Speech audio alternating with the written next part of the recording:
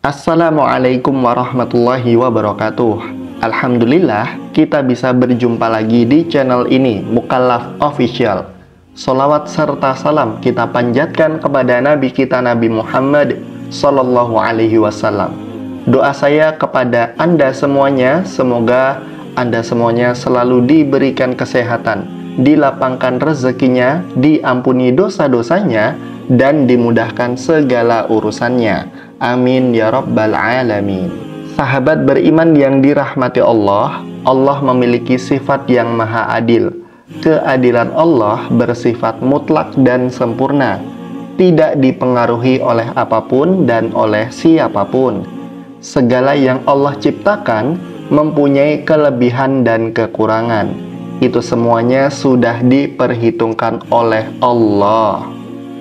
Semua yang Allah ciptakan sesuai dengan kodrat dan jenis makhluk tersebut, baik manusia, hewan, malaikat, tumbuhan, dan jin sekalipun, mempunyai kelebihan dan kekurangan masing-masing. Setan dan sebagian jin yang ingkar kepada Allah menjadi makhluk yang menyesatkan, dan tipu daya mereka akan terus dilakukan dengan tujuan menjerumuskan manusia ke lembah kemaksiatan. Makhluk ini digambarkan memiliki kekuatan yang bisa menyesatkan keimanan seseorang. Dikisahkan bahwa setiap hari mereka mengirim pasukan untuk menggoda manusia agar berbuat kejahatan. Meski terlihat kuat, namun hakikatnya setan dan tipu dayanya bersifat lemah. Hal ini disebutkan dalam Al-Quran dan hadis-hadis yang diriwayatkan Nabi Muhammad Sallallahu Alaihi Wasallam. Dengan mengetahui kelemahan ini, manusia diharapkan bisa menjauhkan dari godaan setan dan jin. Berikut ini adalah 6 hal yang dapat melemahkan setan dan jin. Yang pertama adalah orang-orang yang solih. Kelemahan pertama setan adalah orang-orang yang solih, yang beriman kepada Allah.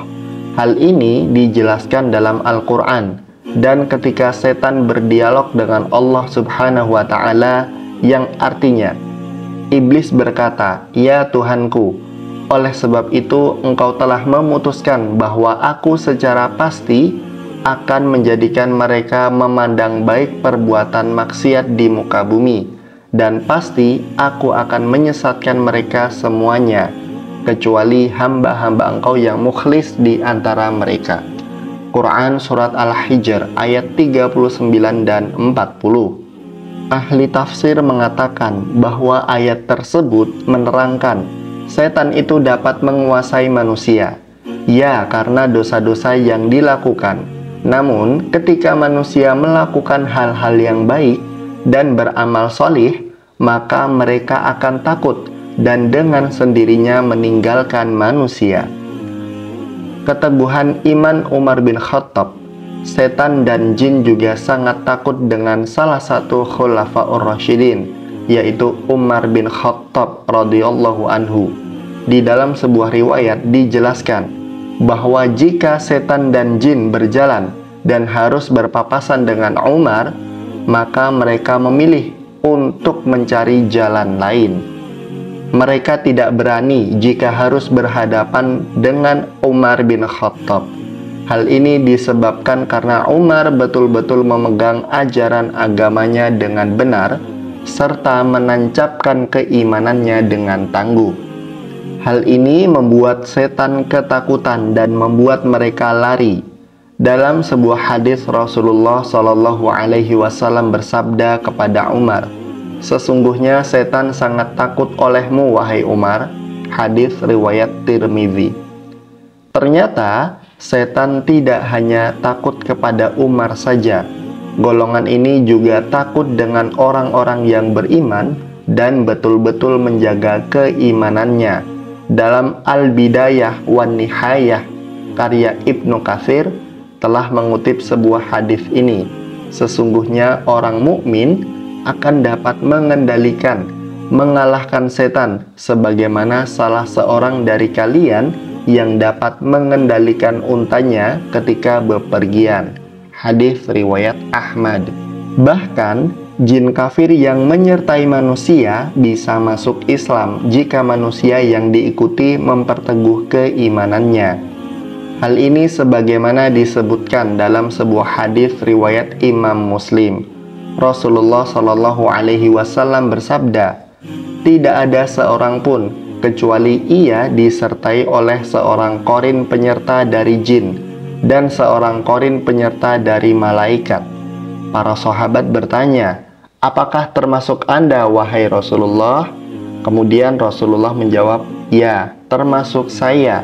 Hanya saja Allah menolong saya sehingga jin itu masuk Islam dan tidak pernah menyuruh saya kecuali untuk kebaikan." Hadis riwayat Muslim. 3. Jin dan setan tidak dapat menyerupai Rasulullah Shallallahu Alaihi Wasallam. Kelemahan setan dan jin lainnya adalah tidak dapat menyerupai rupa Rasulullah. Sehingga jika seseorang bermimpi bertemu dengan Rasulullah dan memiliki ciri-ciri sesuai dengan literatur yang menggambarkan Nabi Allah ini, maka hal itu benar-benar Rasulullah. Dalam hadis sahih dikatakan, yang artinya Rasulullah bersabda, "Barang siapa yang bermimpi melihat aku, maka dia sungguh telah melihatku, karena setan tidak dapat menyerupaiku." Hadis riwayat Muslim. 4. Tidak bisa melewati batas langit. Setan dan jin memang bisa bergerak cepat dan terbang, namun mereka tidak akan bisa menembus batas langit tertentu yang bisa dilewati oleh malaikat. Jika dipaksa melewati batas yang ditentukan, maka mereka akan hancur dan mati. Begitu pula jin tidak dapat mengetahui dan mencuri informasi dari langit, sehingga apa yang dibisikkan ke tukang-tukang ramal atau dukun adalah kebohongan semata. Yang kelima, setan tidak bisa memasuki rumah yang pintu dan jendelanya ditutup dengan menyebut nama Allah. Setan dan jin juga tidak bisa memasuki pintu yang ditutup dengan menyebut nama-nama Allah. Dalam sebuah hadis, Rasulullah Shallallahu Alaihi Wasallam bersabda yang artinya, "Tutuplah pintu-pintu dan sebutlah nama Allah ketika menutupnya, karena setan tidak akan membuka pintu yang sudah terkunci dengan menyebut nama Allah. Tutup jugalah tempat air minum dan bejana-bejana kalian sambil menyebut nama Allah, meskipun kalian hanya menyimpan sesuatu di dalamnya, dan ketika hendak tidur matikanlah lampu-lampu kalian." Hadis riwayat Muslim. Yang keenam, jin takluk kepada Nabi Sulaiman. Di antara mukjizat Nabi Sulaiman adalah dapat menaklukkan jin dan setan, sehingga semuanya dapat bekerja atas perintahnya. Hal ini sebagaimana ditegaskan dalam Al-Quran Surat Shad ayat 36 dan ayat 38. "Kemudian kami tunjukkan kepadanya angin yang berhembus dengan baik menurut kemana saja yang dia kehendaki. Dan kami tunjukkan pula kepadanya setan-setan yang semuanya ahli bangunan, penyelam, dan setan yang lain yang terikat dalam belenggu." Quran Surat Shad ayat 36 dan 38. Mukjizat ini diberikan kepada Nabi Sulaiman sebagai pengabulan atas doanya yang mengatakan, "Dan berikanlah kepadaku kerajaan yang tidak diberikan kepada seseorang setelahku." Quran Surat Shad ayat 35. Doa Nabi Sulaiman inilah yang menyebabkan Rasulullah tidak jadi mengikat jin yang datang melemparkan anak panah ke muka beliau. Dalam sebuah hadis Muslim dikatakan dari Abu Darda berkata, "Suatu hari Rasulullah bangun, tiba-tiba kami mendengar Rasulullah mengatakan, 'Aku berlindung kepada Allah darimu.' Kemudian Rasulullah berkata, 'Allah telah melaknatnya sebanyak 3 kali.' Rasulullah lalu menghamparkan tangannya, seolah-olah beliau sedang menerima sesuatu. Ketika Rasulullah selesai sholat, kami bertanya, "Wahai Rasulullah, kami mendengar Anda mengatakan sesuatu yang belum pernah kami dengar sebelumnya. Kami juga melihat Anda membukakan kedua tangan Anda." Rasulullah menjawab, "Tadi iblis musuh Allah datang membawa anak panah api untuk ditancapkan di muka saya. Lalu saya berkata, aku berlindung kepada Allah dari ini sebanyak 3 kali. Kemudian saya juga berkata, Allah telah melaknatmu dengan laknat yang sempurna sebanyak 3 kali.